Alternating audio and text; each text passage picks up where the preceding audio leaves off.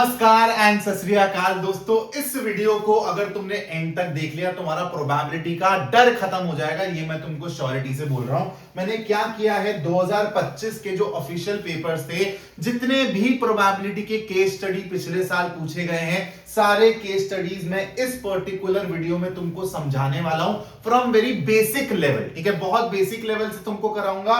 उसके साथ साथ हर सवाल में तुमको पैटर्न भी ऑब्जर्व होगा। वीडियो को एंड तक देखोगे ना, अपने आप समझ आएगा। फालतू के लिए तुमने प्रोबेबिलिटी का इतना खौफ अपने दिमाग में डाल रखा है। चीजें बहुत आसान है अगर तुम सही से अप्रोच करोगे। दिक्कत यह है कि तुमको अभी तक ढंग से पढ़ाया ही नहीं गया है। बस इस वीडियो को एंड तक देखना, तुमको ये सारी की सारी केस स्टडी बहुत आसान लगेंगी। पहला सवाल है आप लोगों के सामने। सबसे पहले तो मैं जो आपको एक टिप देना चाहूंगा, प्रोबेबिलिटी का सवाल आपको बहुत आराम से पढ़ना है, जल्दबाजी नहीं करनी है वरना गलती होगी। क्या कह रहा है मेरा सवाल? Bank offers loan to its customer on different types of interest, namely fixed rate, floating rate and variable rate. From the past data with the bank it is known that a customer avail loan on fixed rate, floating rate or variable rate with these probabilities 10%, 20% and 70% respectively। आप लोगों को यहां पर मैं एक चीज बताता हूं, इससे ना आपकी अंडरस्टैंडिंग और अप्रोच डेवलप होना चालू होगी। आपका प्रोबेबिलिटी का जो केस बेस्ड आएगा, अगर वो टोटल प्रोबेबिलिटी थ्योरम और बेस थ्योरम पे बेस्ड है, तो आपके क्वेश्चन की लैंग्वेज में ना स्टार्टिंग में आपको ना कुछ ऐसा सिनारियो दिखेगा। ध्यान से सुनना कि ये भी हो सकता है, ये भी हो सकता है, ये भी हो सकता है और इनके होने की प्रोबेबिलिटी ये है। फिर ये जो आपको इवेंट्स है ना कि ये भी हो सकता है, इसके फर्दर की आपको इंफॉर्मेशन दी होगी। तो आपको हर सवाल को ना फ्लो चार्ट के पर्सपेक्टिव से सोचना है। अभी मैं आपको करके दिखाऊंगा, ठीक है, वो वाली चीज। आगे बढ़ते हैं सवाल को। A customer after availing loan can pay the loan or default on loan, मतलब default भी मार सकता है कि पे नहीं किया। The bank data suggests that the probability that a person defaults on a loan availing it at fixed rate, floating rate, इन्हीं से related आगे तुमको further information मिल गई कि 5%, 3% और 1% चांसेस है रिस्पेक्टिवली कि डिफॉल्ट मारेगा इंसान। अब सवाल क्या कह रहा है भाई? What is the probability that a customer after availing the loan will default on the loan repayment? सवाल अगर तुम्हारा टोटल प्रोबेबिलिटी थ्योरम और बेस थ्योरम पे बेस्ड है, तुमको क्या अप्रोच लगानी है? ध्यान से सुनो, सारी चीजें सेंस बनाएंगी। तुम लोगों को वीडियो को एंड तक देखना है। बस सबसे पहले तुमको एक डब्बा बना लेना है। इस डब्बे के अंदर क्या आएगा तुम खुद ही अभी 5 मिनट के अंदर बता दो। इस डब्बे से तुमको अपने केसेस निकालने हैं कि जो जो तुम्हारे को पॉसिबिलिटी क्वेश्चन में दी हुई है, वो भी स्टार्टिंग के ही जो तुम्हारा पैरा है ना उसमें दिखेगी तुमको ये। तो तुमको पता है कि एक इंसान fixed rate, floating rate, variable rate पे लोन ले सकता है। ठीक है, तो फिक्स्ड भी हो सकता है, फ्लोटिंग भी हो सकता है दोस्तों, और तुम्हारा वेरिएबल भी हो सकता है। ठीक है, अब क्या करना है तुमको, इनकी रिस्पेक्टिव प्रोबेबिलिटीज लिख लो इनके नीचे। 10%, 20%, 70% यानी कि 10/100, 20/100 और इसकी प्रोबेबिलिटी है 70/100। अब तुमको इसके आगे की पिक्चर लिखनी है, मतलब फ्लो चार्ट में आगे बढ़ना है। अब देखो तुमको बोला क्या गया है कि अगर वो फिक्स्ड वाला तुम्हारा लोन लेता है, फिक्स्ड रेट पे लोन लेता है, उसके बाद डिफॉल्ट कर जाए, उसकी प्रोबेबिलिटी है 5%। ध्यान से समझना, सारी पिक्चर अभी समझ आने लगेंगी। तो इसके आगे की कहानी क्या है? डिफॉल्ट मारने की इसके आगे की कहानी है 5%, यानी कि 5/100। इसके आगे की कहानी क्या है दोस्तों? 3%, यानी कि 3/100। और इसके आगे की कहानी क्या है दोस्तों? 1/100, यानी कि 1%, यानी कि 1/100। अब ध्यान से समझना, तुम लोगों को प्रोबेबिलिटी के सवालों में सबसे पहले तो समझ नहीं आता है कि चालू कैसे करें, और फिर तुमको लिखना भी नहीं आता है। तुम लोगों को याद होगा तो तुमने अगर एनसीईआरटी एग्जांपल्स वगैरह देखे, let E1 be the event, E2 be the event, let A be the event, तो ये सब चीजें लिखने में दिक्कत होती है ना, आज के बाद नहीं होंगी। ये जो तुमको पहली तुम्हारी बाइफर्केशन तुमने करी है ना, पहले जो तुमने ये आगे ऐसे 3 बंटवारे कर रखे हैं, ये और कुछ नहीं है दोस्तों, E1, E2 और E3 है। तो आप जब इसको प्रेजेंट करने जाओगे तो ऐसे लिखोगे, let E1 be the event that loan is taken on fixed rate, let E2 be the event that loan is taken on floating rate, let E3 be the event that loan is taken on variable rate। अब ये कुछ नहीं है, ये default मारने का probability है अगर वो फिक्स्ड रेट पे लोन लेता है। मतलब दिस इज नथिंग दोस्तों बट प्रोबेबिलिटी ऑफ, सारी चीजें चमकेंगी, रिलेट कर पाओगे। A if even happened, मतलब A तुमको पता चल गया, A और कुछ नहीं है कि बंदा डिफॉल्ट मारे, और यहां पर वही चीज आएगी जिसको तुम A बोलते हो, जिसको तुम्हारी बुक्स में A बोला जाता है, वही है ये डब्बे के अंदर। तो let A be the event that the person who takes a loan defaults. Let E1 be this event, let E2 be this event, let E3 be this event. तो ये और कुछ नहीं है दोस्तों, this is probability of A over E2. This is probability of A happening when E3 already happened. अब पहला वाला सवाल देखो, what is the probability that a customer after availing the loan will default on the loan repayment? तो भाई तुम्हारा पहला सवाल सीधा सीधा टोटल प्रोबेबिलिटी पे बेस्ड है, तुमको प्रोबेबिलिटी ऑफ ए बतानी है, probability of getting a default बताना है, कहीं से भी आ सकता है। तो मान लेते हैं फिक्स्ड लोन लिया था, तो 10/100। अब तुमको कुछ करना नहीं होता टोटल प्रोबेबिलिटी के लिए, इनको कोरस्पॉन्डिंगली मल्टीप्लाई करके ऐड करना होता है। फॉर्मूलाज की ऐसी की तैसी, ऐसे ही तुम जब विजुअलाइज करोगे सवाल चुटकियों में बनेगा।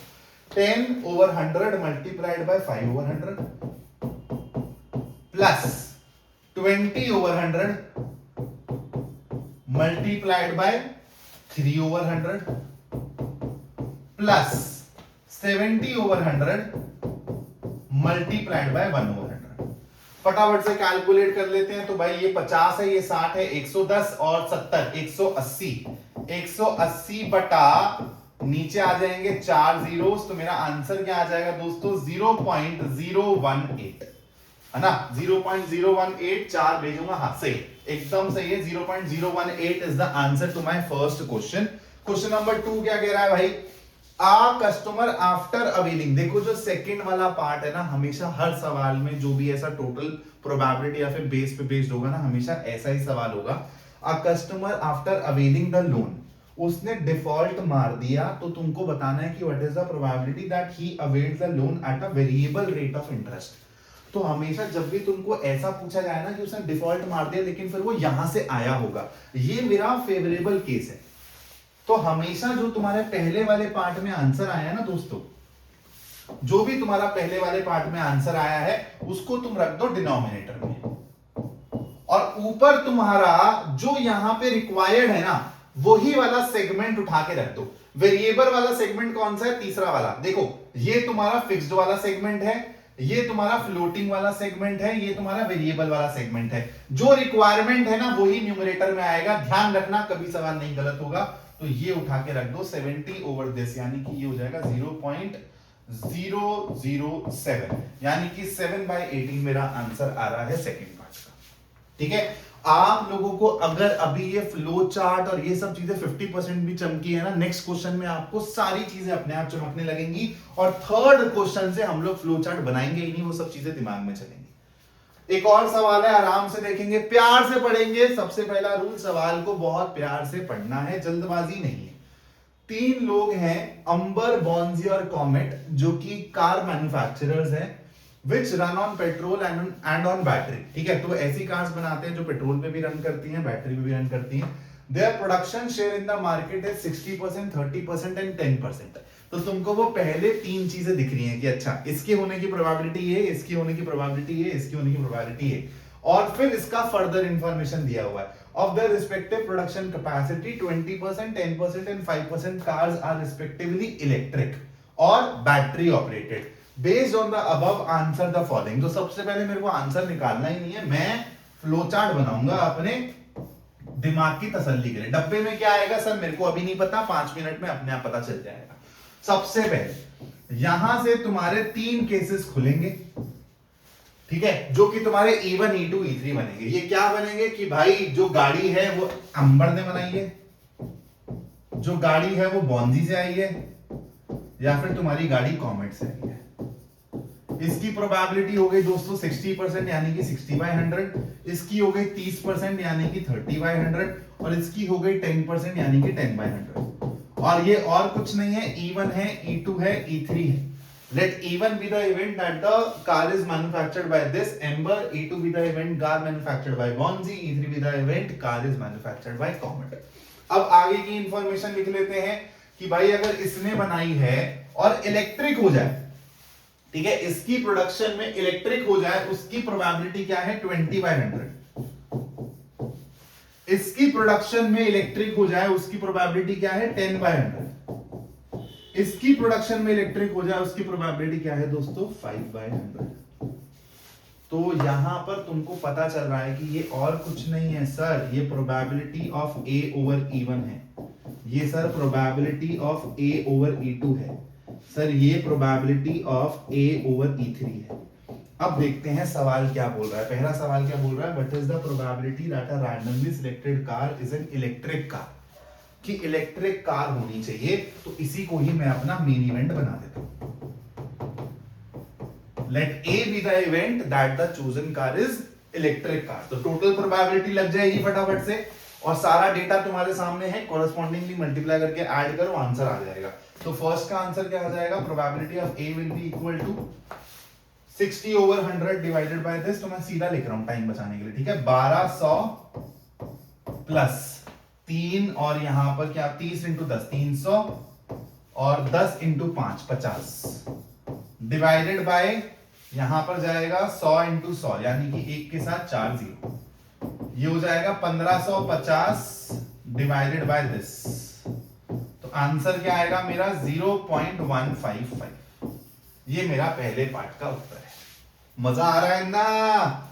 फर्स्ट का बी पार्ट क्या कह रहा है, what is the probability that a randomly selected car is a petrol car. तो कुछ मुश्किल नहीं है, पेट्रोल का डेटा तो सर दिया ही नहीं हुआ, तो मैं कुछ नहीं करूंगा। अब मेरा प्रोबेबिलिटी वाला जो इवेंट है, जो मेरे को कैलकुलेट करना है जिसकी प्रोबेबिलिटी, वो पेट्रोल बन जाएगा। लेकिन अब तुमको यहां पे डेटा को थोड़ा सा चेंज करना पड़ेगा। ये इलेक्ट्रिक वाला डेटा है, तो यहां पर तुम्हारा इसके लिए पेट्रोल वाला डेटा क्या होगा, 20% इलेक्ट्रिक बना रहा है तो बाकी 80% तो वही बनाएगा। यहां पर 90/100 हो जाएगा और यहां पे 95/100 हो जाएगा। प्रोसेस को रिपीट करो, इनको कॉरेस्पॉन्डिंगली मल्टीप्लाई करके आंसर करो, सेकंड का आंसर मिल जाएगा। ठीक है, मैं ये पेट्रोल वाला डेटा रब कर रहा हूं ताकि कंफ्यूजन ना हो अपने को। ठीक है, चलो बढ़ते हैं थोड़ा सा और आगे। सेकंड सवाल क्या कह रहा है कि car is selected at random and is found to be electric. Second part में यही होता है कि जो आपने पहले वाले में करवाया कि वो हो गया ऑलरेडी। अब ये बताओ ये कहां से हुआ होगा। इस सब जो मैं वर्ड्स को बोल रहा हूं ना अपने दिमाग में बिठाओ। इलेक्ट्रिक है, what is the probability that it was manufactured bye comet. तो मैंने क्या बोला, जो आपकी टोटल प्रोबेबिलिटी है उसको डालो डिनोमिनेटर में, और जो उसने बोला है कि जहां से वो लाना चाहता है उसको रख दो, उस वाले कंपोनेंट को रख दो न्यूमरेटर में। कंपोनेंट कौन सा है, कॉमेट वाला। कॉमेट वाला मतलब तीसरा वाला, ये वाला कंपोनेंट।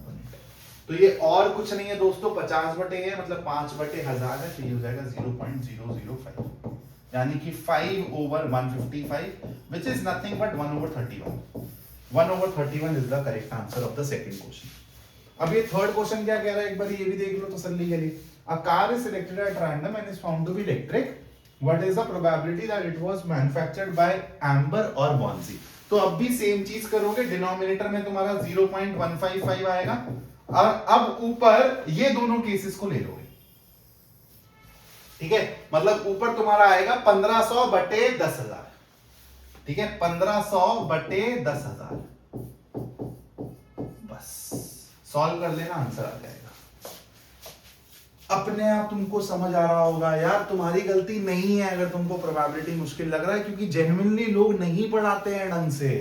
ये सवाल एक्चुअली नहीं बनते हैं बहुत लोगों से, तो तुम लोगों को ये अप्रोच फॉलो करनी है। ये वाला सवाल बहुत खूबसूरत है, ठीक है, बहुत अच्छा सवाल है, एक लेवल और ऊपर है इस सवाल में। उसके बाद के सवाल दोबारा से तुमको, जैसा मैंने पहले 2 सवाल कराए, रिलेट कर पाओगे सीधा सीधा। बहुत प्यार से पढ़ेंगे इस सवाल को। देखो, इससे ज्यादा अच्छा सवाल तुम्हारे एग्जाम में नहीं आ सकता। इस सवाल को अच्छे से समझने की कोशिश करना, और खूबसूरत तरीके से बनाया गया सवाल है। जब ये सवाल मैं जब एनालिसिस करा रहा था ना पिछले साल बोर्ड एग्जाम के बाद, मैंने इस सवाल की बहुत तारीफ करी थी। मुझे ये सवाल बहुत पसंद आया था, क्योंकि सवाल ना बहुत मेहनत करके बनाया गया दिख रहा। तो क्या कह रहा है सवाल, सवाल मेरे को याद भी है, डेटा के साथ याद है। तो भाई, some students are having a misconception while comparing decimals. कुछ बच्चों को डेसिमल्स को कंपेयर करने में दिक्कत होती है। जैसे कुछ बच्चे मान लेते हैं कि 78.56 बड़ा है 78.9 से, क्योंकि 7856 बड़ा होता है 789 से। ठीक है, और इसी मिसकंसेप्शन को थोड़ा सा असेस करने के लिए कितने बच्चे जेन्युइनली गलत कॉन्सेप्ट को मान रहे हैं, एक ना टेस्ट करवाया गया। और ये ग्रेड 6 के बच्चों की बात है, क्लास 6 के बच्चों के साथ हो रहा है, तुम्हारे साथ 12th वाले बच्चों के साथ नहीं हो रहा है। तो क्या किया गया, एक ना स्पोर्ट्स डे हेल्ड किया गया जिसमें 5 बच्चों ने पार्टिसिपेट किया। जैवलिन थ्रो कंपटीशन था। उनका डेटा ये रहा कि उन्होंने इतनी इतनी दूर जैवलिन फेंका। अब स्टूडेंट से पूछा गया, जिससे सबके सबका टेस्ट होगा, असेसमेंट होगा कि students were asked to identify who has thrown the javelin the farthest, सबसे दूर किसने फेंका। तो जो भी रिस्पॉन्सेज आए, तो उस टेस्ट का रिजल्ट क्या आया भाई, उस टेस्ट का रिजल्ट आया, टीचर ने कंक्लूड किया कि 40% स्टूडेंट्स के कॉन्सेप्ट हिले हुए हैं, मतलब मिसकंसेप्शन वाली कैटेगरी में है। तो 60% स्टूडेंट्स के कॉन्सेप्ट क्लियर होंगे। उसके बाद का डेटा देखो, 80% of the students having misconception answered बिजोए as the correct answer in their paper. 90% of the students who are identified with not having misconception did not answer Bijoy as their answer। अब ये सवालों को बाद में समझेंगे, सबसे पहले इसमें ना फ्लो चार्ट बनाना है तुमको दिमाग में, ठीक है।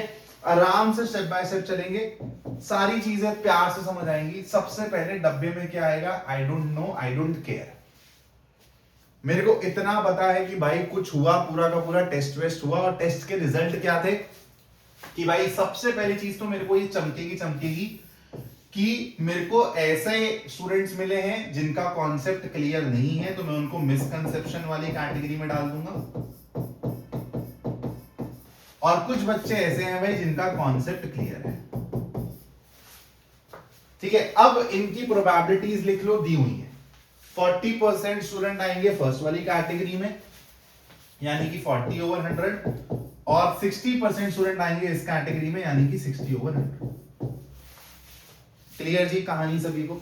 अब यहां के आगे फ्लो चार्ट को विजुअलाइज करना ना पिछले वाले सवालों से थोड़ा सा ज्यादा टिपिकल है, आराम से समझेंगे, मुश्किल नहीं है। उसने यहां पे बोल दिया कि 80% of the students having misconception answered Bijoy as the correct answer, ठीक है, in the paper. And 90% of the students who are identified with not having misconception did not answer Bijoy as their answer। तो मतलब इन बच्चों में से बिजोय जिसने सही answer दिया और बिजोय जिसने नहीं आंसर दिया, मेरा दोनों लिखना जरूरी है, क्योंकि ये दोनों की दोनों स्टेटमेंट्स ना एंटी हैं। देखो, उसने मिसकंसेप्शन वालों में बोला कि जिन्होंने बिजोय आंसर दिया, और जिनको मिसकंसेप्शन नहीं है उसमें बोला कि जिन्होंने आंसर नहीं दिया। तो इसलिए मेरे को इसके आगे ना अपने दो खाते खोलने पड़ेंगे, ठीक है, कि जिन्होंने बिजोय बोला और जिन्होंने बिजोय नहीं बोला। यहां पर जिन्होंने बिजोय बोला और जिन्होंने बिजोय नहीं बोला। अब डेटा क्या कहता है, 80% of the students said Bijoy as the correct answer in this category. तो ये हो जाएगा मेरा 80/100। तो कितने स्टूडेंट्स ने बोला होगा इस वाली कैटेगरी के कि बिजोय सही आंसर नहीं है, 20/100। जिनके कॉन्सेप्ट क्लियर हैं दोस्तों, उनमें से 90% स्टूडेंट्स ने बोला कि बिजोय आंसर नहीं है, ठीक है। बिजोय आंसर नहीं है मतलब 90/100 ये। फिर भी 10% बच्चों ने बोला होगा कि बिजोय आंसर है। तो ये रहा तुम्हारा पूरा का पूरा फ्लो चार्ट। अब हम लोग सवालों के हिसाब से देखेंगे यहां पर क्या आना चाहिए, ठीक है। What is the probability of a student not having misconception but still answers Bijoy in the test? देखो, मिसकंसेप्शन नहीं है मतलब कंसेप्ट क्लियर है, फिर भी बिजोय आंसर दे रहा है, डायरेक्टली दिख रहा है ना। आंसर क्या है, 10%। तो इसका सीधा सीधा आंसर, फ्लो चार्ट से सवाल इतना आसान हो गया कि सीधा सीधा दिख रहा है कि सर इसका आंसर 10% है, 10/100 यानी कि 1/10। सेकंड सवाल क्या कह रहा है, what is the probability that a randomly selected student answers Bijoy as his answer in the test. तो मतलब बिजोय बोल दे उसकी प्रोबेबिलिटी चाहिए, मतलब यहां का आदमी मिल गया सर। तो ये हो जाएगा तुम्हारा ए, ये तुम्हारा E1, ये तुम्हारा E2। अब बिजोय आंसर चाहिए तुमको, ठीक है। तो तुम इसको यूज करोगे और इसको यूज करोगे अपनी टोटल प्रोबेबिलिटी निकालने के लिए, ठीक है। चलो भाई आ जाओ। तो यहां से, अब यहां पर तुम लोग ना, जरूरी नहीं है ये, मतलब मैंने तुम्हारी अंडरस्टैंडिंग के लिए बनाया है, लेकिन यहां से तुम सीधा सीधा बिजोय के पास भी जा सकते थे कि ये मिसकंसेप्शन वाले बिजोय बोल रहे हैं, उसका प्रोबेबिलिटी 80%, और यहाँ पे जिनका कंसेप्ट क्लियर है वो बिजोय बोल रहे हैं, उसकी प्रोबेबिलिटी है 10%। 90 दिया है तो वो 10 तो समझ आ जाएगा, चमक जाएगा। तो आप डायरेक्टली भी जैसे हमने पिछले केस में बनाया वैसे कर सकते हो, ठीक है। तो यहां पर प्रोबेबिलिटी ऑफ ए क्या हो जाएगी दोस्तों, यानी कि बिजॉय बोल दे सही आंसर, उसकी प्रोबेबिलिटी क्या हो जाएगी 40/100 की मिसकंसेप्शन है और फिर बोल रहा है प्लस मिसकंसेप्शन नहीं है यानी कि 60/100 और फिर भी बोल रहा है। तो यहां पर इसका आंसर आप बहुत इजीली निकाल सकते हो, 3200 plus 600 divided by 1 with 4 zero, तो ये हो जाएगा 3800 ना, तो 38/100 यानी कि 0.38 इज द प्रोबेबिलिटी। ठीक है, सेकंड का आंसर ये है। थर्ड क्या कह रहा है, what is the probability that a student who answered as Bijoy is having misconception. तो अगेन तुमको अब बस बैक ट्रैक करना है कि 0.38 को सर यहां डाल दो। अब ये कहां से आया होगा कि भाई मिसकंसेप्शन वाली कैटेगरी से आया हो। तो मिसकंसेप्शन वाली कैटेगरी कौन सी है अपनी, ये रही। तो यहां पे कुछ नहीं करना, अपने को ऊपर क्या डाल देना है 3200/10, तो 0.38 हो जाएगा, 32 हो जाएगा सॉरी। तो 32/38 जिसको आप सिंप्लीफाई करोगे तो आपको 16/19 मिल जाएगा। This is your correct answer. आ गया स्वाद। What is the probability that a student who answered as Bijoy is among student who do not have the misconception? तो इस वाले केस में क्या करेंगे, ऊपर तुम्हारा ये वाला कंपोनेंट आएगा, बस। मजा आ गया, बोलो सारी चीजें विजुअलाइज हो रही हैं। अब देखो ये सवाल तो तुमको ऐसा लगेगा सर अब हम लोग फ्लो चार्ट नहीं बनाएंगे, अब सब कुछ दिमाग में चलेगा और डायरेक्ट लिखेंगे सर, और तुम पक्का सारी चीजें कैच कर पाओगे। A gardener wanted to plant, और यार एक बारी ऑलरेडी ना वीडियो बीच में पॉज हो गई थी, मैं बस देख लूं रिकॉर्ड हो रहा है ना, हाँ हो रहा है रिकॉर्ड।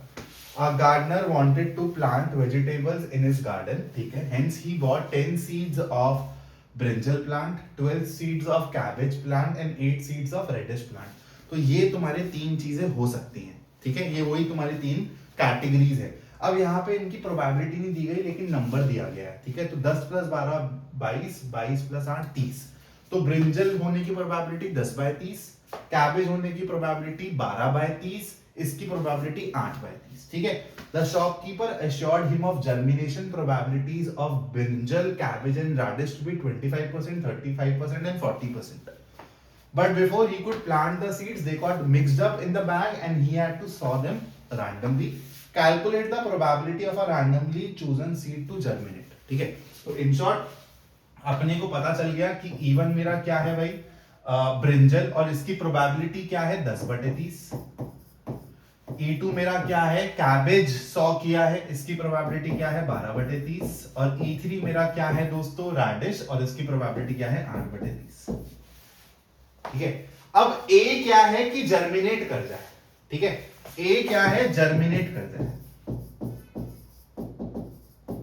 तो अपने को प्रोबेबिलिटी ऑफ A कैसे निकलेगा, this multiplied by probability of A over E1, मतलब कि भाई तुमने ब्रिंजल बोया और वो जर्मिनेट कर जाए, 25% है डेटा में, तो इसको मेरे को 25 से मल्टीप्लाई करना है, प्लस सेकंड केस क्या है अपना कैबेज का 12/30, प्रोबेबिलिटी क्या है जी 35%, 35/100, प्लस फिर आता है अपना रैडिश का केस, क्या है भाई प्रोबेबिलिटी 8/30, और जर्मिनेट कर जाए उसकी प्रोबेबिलिटी क्या है सर 40%, यानी कि 40/100। सॉल्व करो आंसर पाओ, बिना फ्लो चार्ट के बन गया ना सवाल, और तुमको अब लिखना भी आ जाएगा। पता है प्रोबेबिलिटी के सवाल ना लोगों को दिमाग में फिर भी समझ आ जाते हैं, दिक्कत ये होती है सर E1 किसको बोलूं, E2 किसको बोलूं, E3 किसको बोलूं, A किसको बोलूं, ये तुमको इस लेक्चर के पहले दिक्कत थी, हर बच्चे को होती है, लेकिन इस वीडियो को एंड तक देखने के बाद तुम लोग खुद से सवाल करके देखना, तुमको अपने आप दिखेगा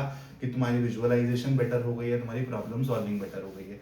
और दोस्तों यही मेरी यूएसपी है, तुम लोगों को मैथ्स इसलिए मुश्किल लगता है क्योंकि तुम प्रॉब्लम्स को अप्रोच कैसे करना है वो ही नहीं जान पाते हो। बाकी लोग भी तुमको वही रटे रटाए सवाल करवाते रहते हैं और उसके अलावा कुछ सवाल आ गया तो तुम लोग फंस जाते हो।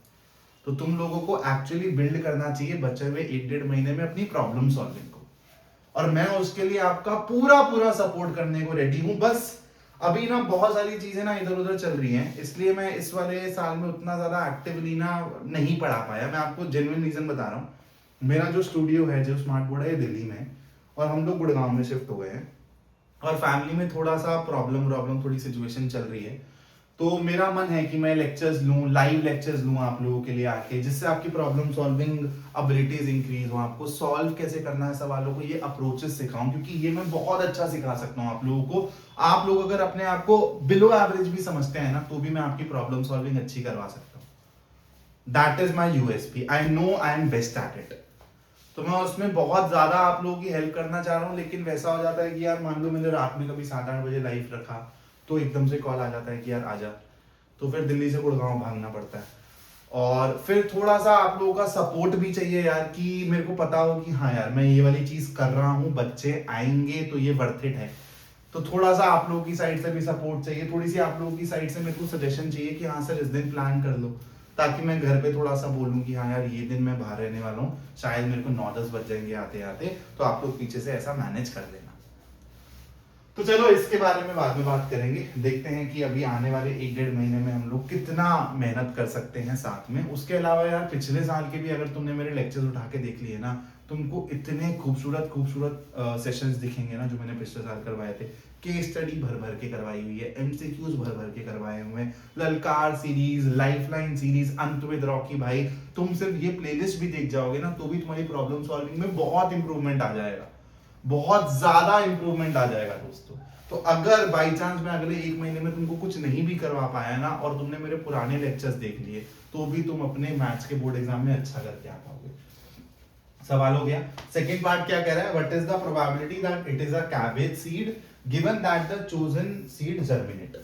तो मतलब अपने को अब कुछ नहीं भाई, जो अपना आंसर आया है यहाँ पे पहले वाले में, अब ऊपर क्या रखना है कि वो कैबेज होगा। कैबेज वाला कौन सा था अपना, सेकंड वाला। सेकंड वाला कंपोनेंट कौन सा है, ये उठा के इसको यहाँ पे न्यूमरेटर में पटको और आंसर निकालो। ठीक है, चलो।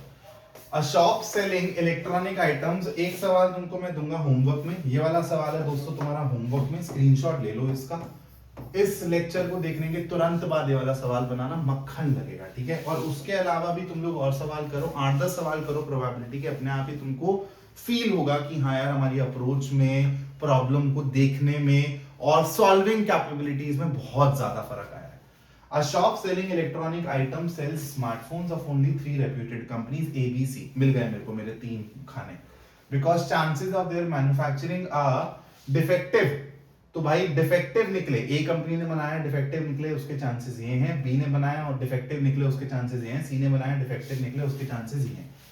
और इन्वेंट्री में, किसी भी शॉप की इन्वेंट्री में 25% स्मार्टफोन्स है कंपनी ए के, 35% है कंपनी बी के और 40%। तो यहाँ पे ना डेटा को बस ऊपर नीचे कर दिया।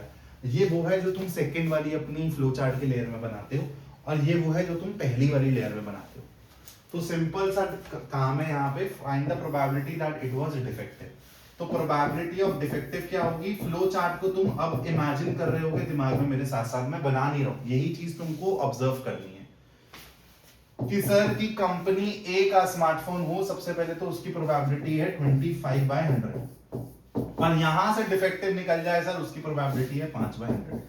ये इवन है, ये प्रोबेबिलिटी ऑफ A/इवन है। प्लस कंपनी बी से स्मार्टफोन आए, उसकी प्रोबेबिलिटी है 35/100, और यहां से दोस्तों डिफेक्टिव निकल जाए, उसकी प्रोबेबिलिटी है 4/100। प्लस कंपनी सी से आए फोन, उसकी प्रोबेबिलिटी है 40/100, और डिफेक्टिव निकल जाए उसकी प्रोबेबिलिटी है 2%। सॉल्व करो आंसर। सेकेंड क्वेश्चन क्या कह रहा है, what is the probability that this defective smartphone was manufactured by company B. तो तुम्हारा जो पहले पार्ट में आंसर आया वो नीचे आएगा, और कंपनी बी वाला कंपोनेंट न्यूमरेटर में चला जाएगा। सॉल्व करो आंसर। इससे ज्यादा आसान हो सकता है क्या कुछ यहाँ? टोटल प्रोबेबिलिटी बेस्ड थ्योरम, जिसके लिए बच्चे ऐसे खौफ बना के रखते हैं ना, बहुत आसान है भाई, बहुत आसान है। तुम लोगों को लगता है कि चलो सर ये वाले सवाल तो बन जाएंगे, ऐसे सवाल जहाँ पे पीएनसी यूज होता है, मैं आने वाले टाइम में तुमको पीएनसी वाले सवाल विदाउट पीएनसी करके दिखाऊंगा, सिर्फ और सिर्फ कंप्लीट लॉजिक से। सारे सवाल तुम लोगों को बहुत आसान लगेंगे, और मैं कोशिश करूंगा आने वाले टाइम में कि मैं तुम्हारे लिए ज्यादा प्रैक्टिस लेक्चर्स लेकर आऊं। तुमको वन शॉट चाहिए तो वो भी लेकर आऊं, प्रोबेबिलिटी की तुम डिमांड कर रहे हो। तो एक काम करते हैं, इस वीडियो के नीचे आप थोड़ा सा प्लीज मेरे को रिस्पॉन्स दिखाओ, मेरे को थोड़ा सा प्लान बनाने में इजी होगा उससे, कि नेक्स्ट वीक में, वीकेंड पे भी आप बोल सकते हो या फिर वीकेंड के बाद, नेक्स्ट वीक में प्रोबेबिलिटी का एक 2-2.5 घंटे का लाइव करते हैं। आप लोगों को आके उसमें पार्टिसिपेट करना। और मैं ये नहीं बोल रहा कि मेरे को 100 बच्चे देख रहे हो, 150 बच्चे देख रहे हो, 10 बच्चे देख रहे हो, लेकिन वो 10 बच्चे स्टार्टिंग से लेके एंड तक बैठने चाहिए कि मेरे को लगे कि यार मैंने जो आप लोगों के लिए टाइम लगाया, एटलीस्ट 10 बच्चों का तो मैंने कॉन्सेप्ट स्ट्रॉन्ग किया है। मेरे को नहीं मतलब है 100 से 150 से 1000 से, लेकिन मेरे को ये है कि जो बच्चे आए वो शिद्दत से मेरे साथ 2-2.5 घंटे बैठे और कॉन्सेप्ट को समझे।